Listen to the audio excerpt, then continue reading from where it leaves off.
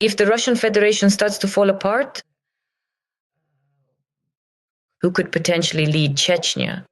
And will it actually become truly free in that case? To begin with, I do not believe that the modern world is particularly interested in Russia breaking up, even if we assume a total economic collapse, say something like what happened in Iran, right? Yes. The currency basically lost any functional value at all. It simply stopped being worth anything, right? Even if we assume that the ruble will be entirely devoid of value and there will be nothing to eat, there will be protests and this and that. I am somehow deeply convinced that the very first country to help the Russian Federation to prevent it from falling apart will be the United States.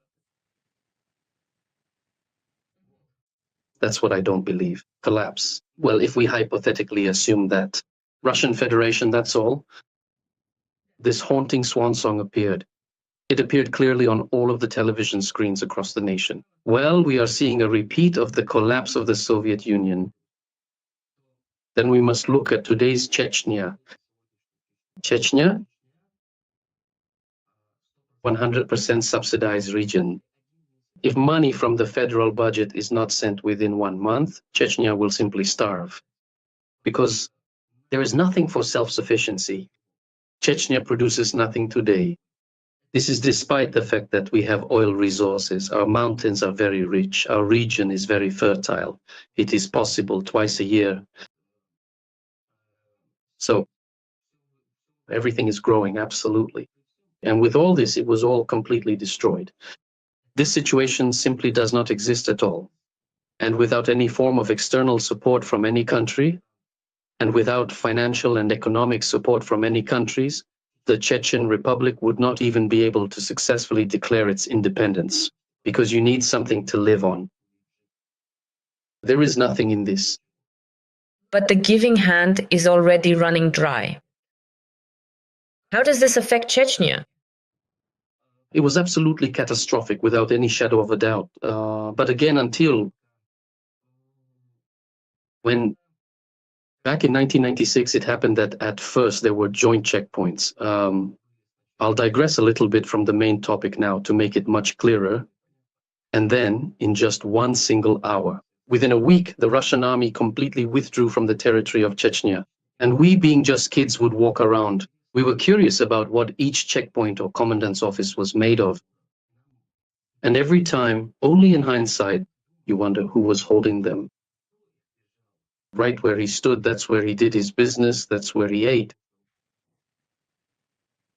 Right here, for example, one of the military checkpoints that was located not far from our village, we set it on fire and burned it down because the whole checkpoint was completely infested with lice. And this present army that is there today, that is exactly how it is going to stand.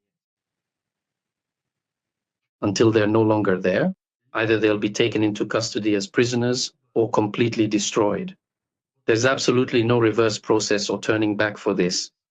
There's no such process where they're told, that's it, your command has been officially severed and cut off. We're giving you a corridor, leave. They won't do that because they have no remaining place to which they can safely return. They were supposedly given such a formal order. They will believe that the land where their command post stands is their ancestral land. That's why, when this happens, we'll have to, just like in 1996, block them off and somehow negotiate with them so that they either leave or, if not, end up in the ground. One of the two. But as soon as the Chechen Republic is cut off from central command, even from the federal center, for example, we won't have to go from here to the border and hammer it into every Chechen that we must once again take our fate into our own hands. There are people on the ground who are waiting for this. Every Chechen who travels home from Europe says, one day this day will come, and God willing, I hope I am at home when it happens. That's what everyone says. Everyone says it. Even the most loyal ones say it. And you are surprised, amazed. He brings everything from here, builds houses there, but nevertheless he understands that there is nothing there. There is no healthcare, no education. Chechen youth, completely degraded, receive no education at all. Yes, universities are functioning, institutes are functioning, everything is operating, but no one is actually getting an education. It simply doesn't exist. But the gyms are packed to capacity. Everyone is training hard in the hope that out of 100 athletes, one individual will receive an indulgence from Ramzan Kadyrov and get lucky. There, I don't know, they'll build him a house, buy him a car, and put him on some kind of allowance. When I discovered the staggering reality about the line of judo coaches, freestyle wrestling coaches, and I think boxing coaches too, the incredible length of the queue for the position of personal trainer to Ramzan Kadyrov's son, I was simply left speechless. It was truly horrifying, and I was deeply shocked by it all. How much do you truly have to abandon your honor and dignity? How much do you have to pressure and drive a promising athlete to make him dream of achieving that position? How many more Kadyrov families do you think are left? How many relatives? Well, how many? Do they have left, time-wise? Time? Yes, Shiverty in Ukrainian. I can't find an equivalent in Russian. I think they'll have time until the end of this year. For some reason, I truly feel like this year will finally see the end of the Russian-Ukrainian war.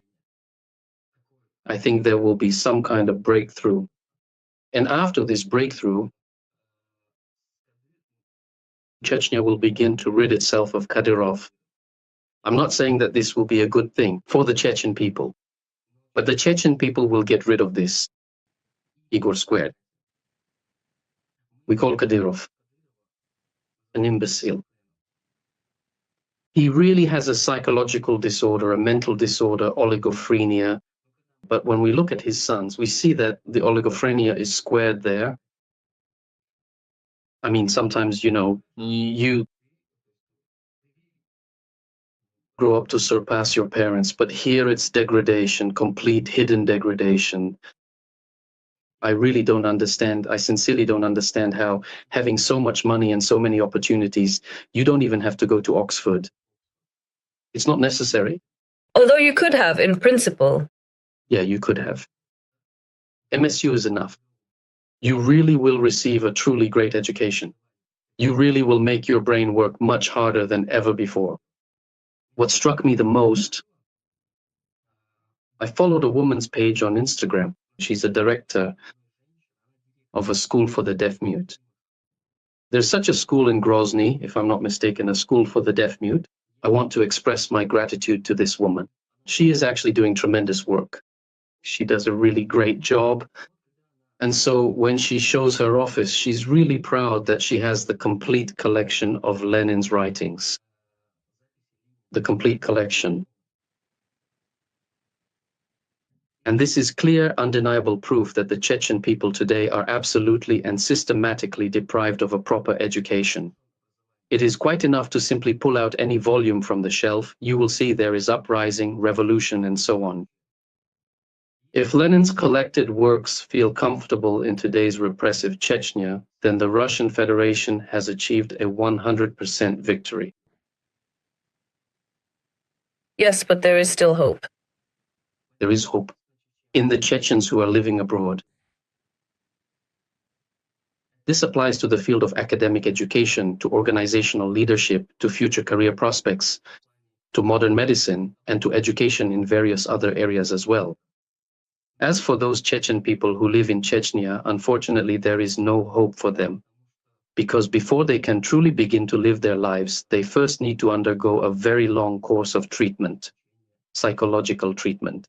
And it all depends on how deep their trauma is. It might take a year or it might take decades.